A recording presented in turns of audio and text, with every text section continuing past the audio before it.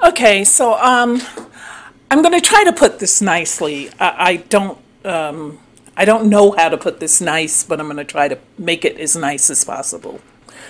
Some of you need to get your hygiene in check. For real, for real, for real.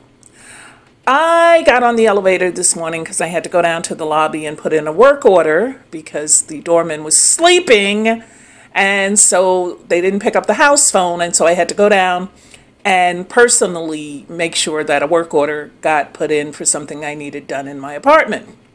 The minute I got on the elevator, I knew who had been on the elevator before me because it stunk. Oh my goodness, I wanted to die.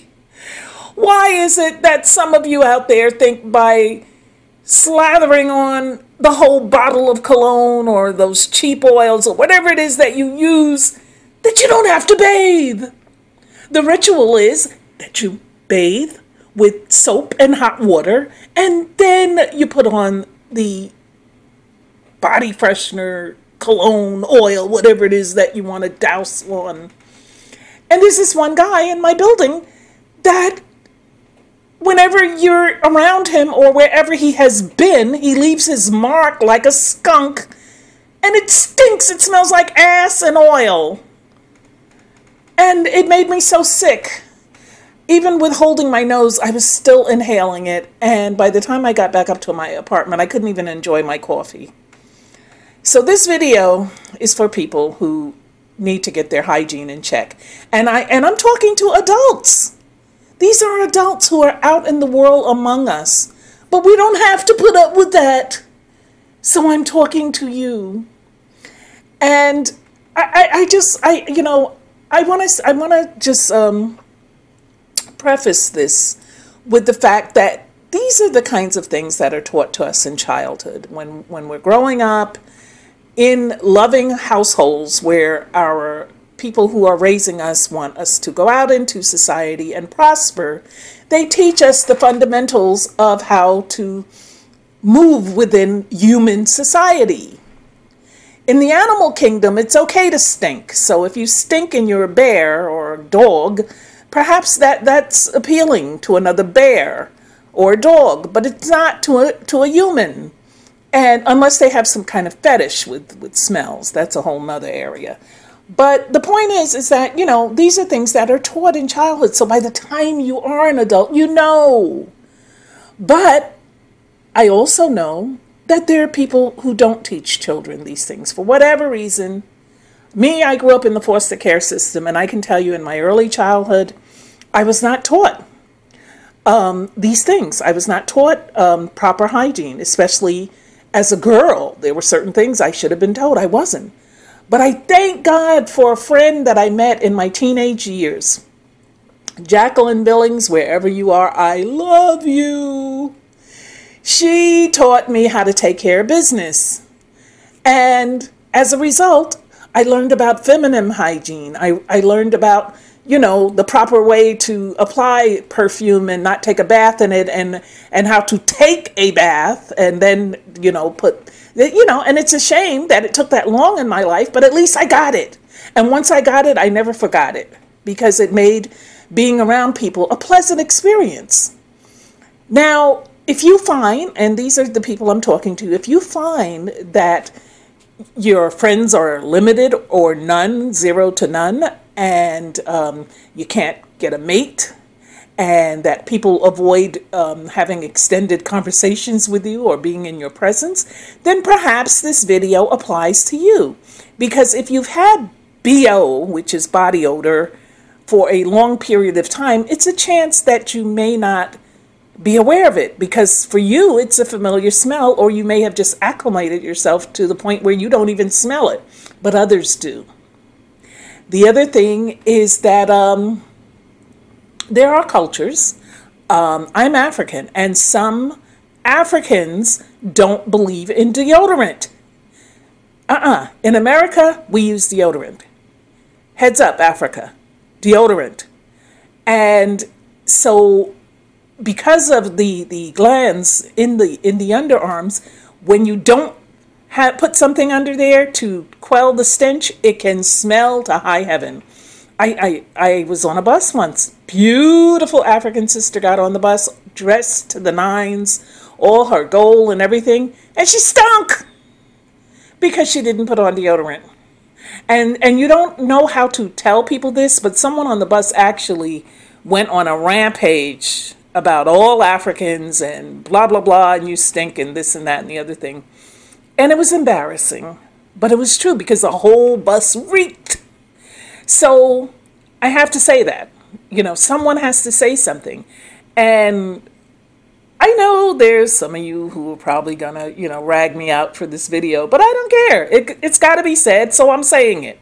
This is what I do. And so I'm saying to you that sometimes, occasionally, the cause of odor can be medical. So there are medical things that can cause you to have, there's halitosis, which causes you to have bad breath. But there are also cures for these things. These things are not chronic. You can cure them. Certain venereal diseases will cause you to smell very bad down there. So you go to the clinic and you check it out. The free clinics don't even want to know your name. They just want to cure you so you don't infect everybody else. And, so you want to go and check this. I was on, now, speaking of neighbors, I got on the elevator once and a neighbor of mine, a female, she must have just finished having sex because she smelled like butt, penis, and wussy, for lack of a better word. And I'm like, woohoo! And I got off because I didn't want someone else to get on the elevator and think it possibly was me. Because when you have sex and I don't have sex, I'm celibate, but when I did, and I have, and when you have, without using a condom, those fluids mixing create a smell. And as I stated earlier, that smell may be appealing to the animal kingdom, but it's not appealing to humans. So you have to check that. This is why if you look at the commercials and you see these Summer Eves and all these other feminine hygiene products, and the girl, she's skipping through the tulips and she's happy and smiling, that's because she's fresh down there. So if you want to be happy and smiling and fresh down there, then you have to do what you have to do. Handle that. And even if you don't have the product or you can't afford it for whatever reason, vinegar and water works. That's what we used to use back in the day. And believe me, it killed everything. But you only use a drop. Don't use the whole bottle. Okay, moving on.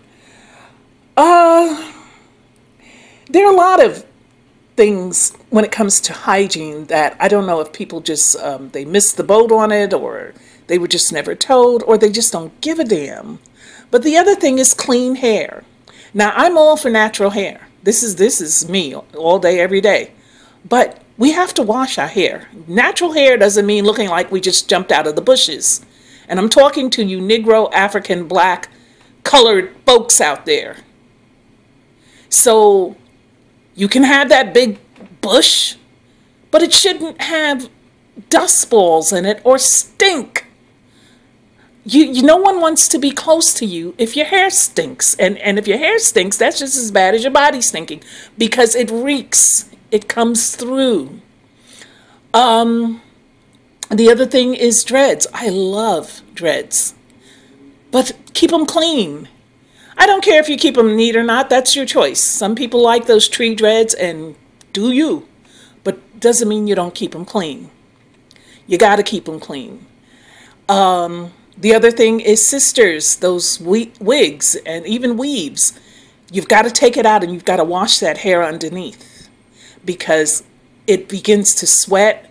And if you wear those lace fronts where you have to put glue, that glue can actually make you stink, make your scalp stink, and it can create bacteria under there, which is so not cute. It's actually very nasty, and it looks like worms. So you've got to really check that, and I would say once a week to snatch that thing off your head or pull those tracks out. Excuse me, wash whatever hair you got left, and then put it back on if you want to put it back on. But you've got to keep it clean. Same thing, like I said, with breath. Some people have halitosis and other types of gum disease that causes their breath to smell. So you've got to go to the dentist and get it checked and get whatever you need to get done. Rotten teeth can make your breath smell. So you go and you get them yanked out and you get you some new ones. Or none, but at least your breath is not smelling, because you know how difficult it is to talk to someone with bad breath? Oh my goodness, all you want is for the conversation to be over. And so if you find people frowning when you're talking or looking like they're about to be sick, it's a good chance your breath is not fresh. So until you can get to the dentist, get you some strong breath mints or some mouthwash or something. Just keep something on hand that you can check, do a breath check with every now and then until you can get the problem addressed. So I shouldn't have to say this, but you guys who are out there, you know how it is. It's bad out there. And for the people who have these kind of problems, if you're not trying to be in public or circulate among the rest of us, then it's cool. Stay in your house and stink. And do you. And order in. But if you're going to come out and be in public, then you have an obligation to get this in check, because we don't want to smell you. So handle that, and you'll find that doors will open to you more quickly if you don't have that problem, because I can guarantee you, if you have that problem, you're going to have difficulty keeping a job, keeping a mate, even keeping friends, because nobody wants to put up with that. So that's pretty much it for this video. And I already know some of you are going to be like, oh, you shouldn't talk about people. Well, yes, I should.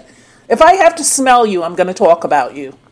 And for those of you who have friends who you've been afraid to approach this with, or family members, you don't have to tell them direct and lose a friend. What you can do, you can be subtle. Say, hey, I want you to hear this crazy lady on the internet, and then put my video in and blame it on me. I don't care. And they don't have to know it's about them. All right.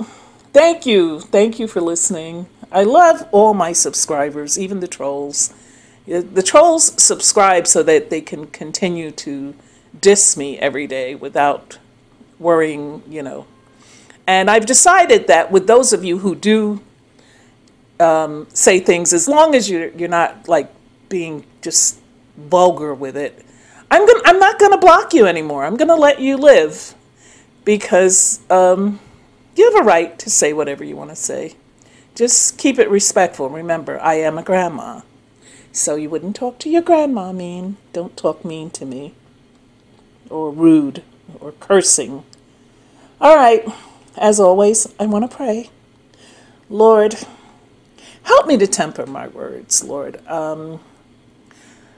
I need to know how to say things so that the people are not turned off, but they are receptive to the message.